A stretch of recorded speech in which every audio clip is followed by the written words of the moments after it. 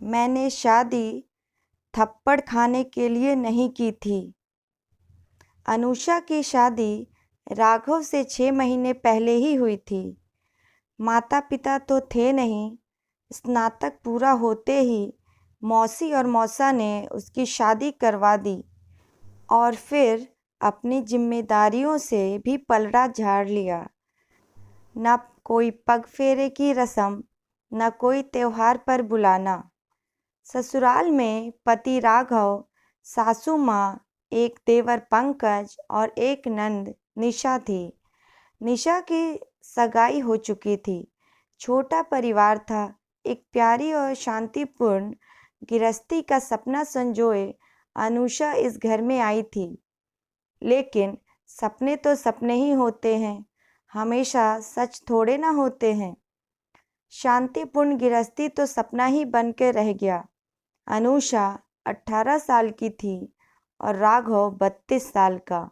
दोनों की उम्र में 14 साल का अंतर था। सासू माँ ने अनुषा को गृह प्रवेश के दिन ही इस घर में रहने के लिए 5 नियम बताए थे। पहला, सुबह 5 बजे उठकर पूरे घर की सफाई करना। उसके बाद स्नान करके रसोई में जाना। दूसरा, हमेशा मुंह पर घूंघट लिए रहना। तीसरा, सबको खाना खिलाए बगैर खाना न खाना।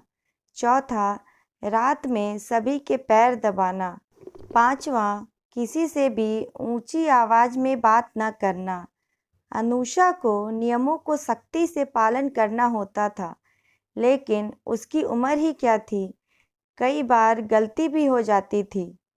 अगर किसी दिन कोई चूक हो जाती तो उस दिन उसकी शामत आ जाती थी। उस पर हाथ उठाने से भी कोई परहेज नहीं करता था। घर में यहाँ तक कि उससे 7 साल बड़ी ननद निशा और देवर भी उस पर हाथ उठा देते थे। शादी के अगले दिन ही रात 9 बजे तक राघव घर नहीं आया। अनुषा को बहुत जोर से भूख लग रही थी, तो उसने अपने आप से खाना लेकर खाना शुरू ही किया था कि इतने में सासू माँ ने देख लिया और चिल्लाना शुरू कर दिया। जब अनुषा से बर्दाश्त नहीं हुआ तो उसने कहा, माँ जी, मुझे बहुत ज़ोरों से भूख लग रही थी, इसलिए खाना खा लिया। इससे पहले सासू माँ कुछ कहती, ननद निशा ने एक थप्पड़ अनुषा को जड़ दिया। तुम्हारी हिम्मत कैसे हुई मेरी माँ से जुबान लड़ाने की? तुमको घर में क्या खाना नहीं मिलता था जो भूख बर्दाश्त नहीं कर सकती? मेरा भाई तुम्हारा पति है, उसका इंतजार नहीं कर सकती थी? इतने में सासू माँ भी बीच में ही बोली, रहने दे निशा, क्या संस्कार सिखा रही है? इसके माँ बाप तो हैं नहीं और इसके मौसी मौसा ने भी इस निकम्मी को हमारे पल्ले बांध दिया। मैं ही रसोई को ताला लगा देती हूँ, कुछ कर भी नहीं पाएगी। कहते हुए सासू माँ ने लगी हुई प्लेट भी रसोई में जाकर रख दी और रसोई को ताला लगा दिया। अनुषा आंखों में आंसू लिए देखती रह गई। जैसे ही राघव आया, सासू माँ, निशा और पंकज ने बढ़ा चढ़ाकर अनुषा के बारे में बताया। वह तो इतना गुस्सा हो गया कि जाकर अनुषा को थप्पड़ जड़ दिया। उस दिन उसे खाना तक नहीं दिया गया। अनुषा कोशिश करती थी कि सारे नियम का पालन कर सके, लेकिन आज फिर एक गलती अनुषा दोहराती है। हुआ यूं कि अनुषा शाम का खाना बनाकर सास ननद को खाना खिला रही थी। दोनों आंगन में बैठकर खाना खा रही थी। वहीं अनुषा गरम गरम रोटियां बनाकर दोनों को परोस रही थी। आज सुबह सासू माँ ने सिर्फ एक ही रोटी खाने को दी थी। इस कारण से अनुषा को जोरों की भूख लग रही थी। लेकिन राघव तो 11 बजे से पहले से आने से रहा। भूख बिल्कुल भी बर्दाश्त नहीं हो रही थी।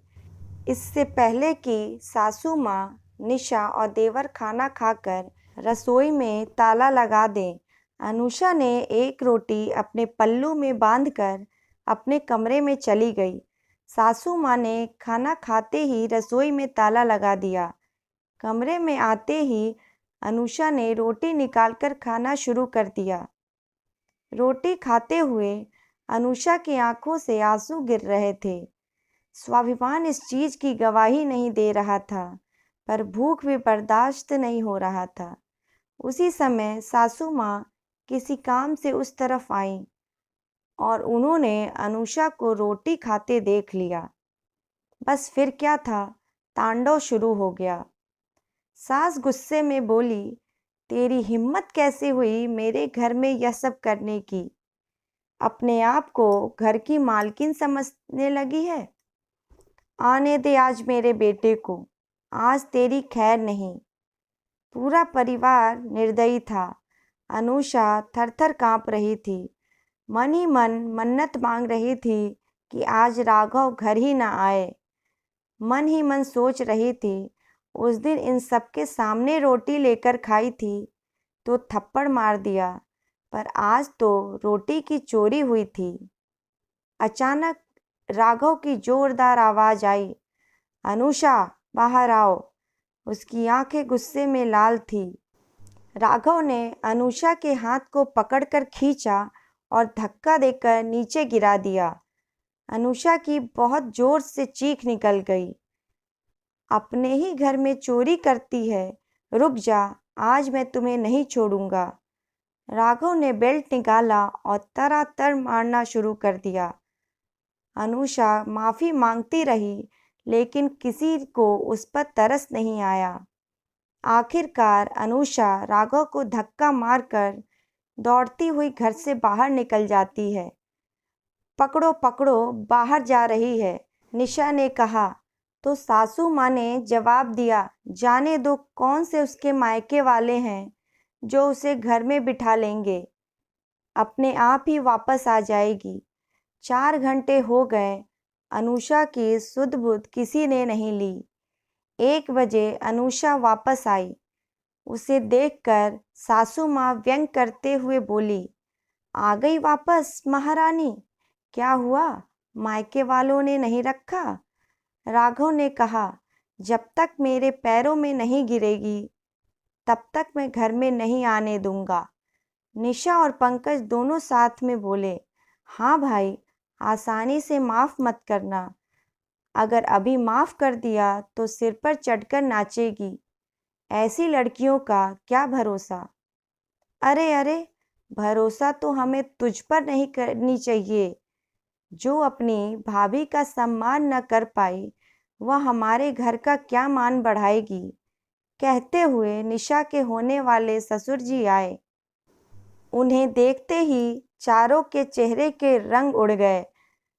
सासू माँ जल्दी से बोली, आप कब आए समधी जी? जब आपकी बहू बेहोशी की हालत में रोड पर दौड़ रही थी, उसी समय आए थे। अच्छा हुआ हमें आप लोगों का चेहरा पहले ही पता चल गया, वरना हमारा घर तो बर्बाद हो जाता अगर ऐसी बहू हमारे घर आ जाती। नहीं नहीं, आपको कोई गलत फहमी हो गई पापा जी, होने वाले ससुर जी ने कहा। कौन से पापा जी? कैसे पापा जी?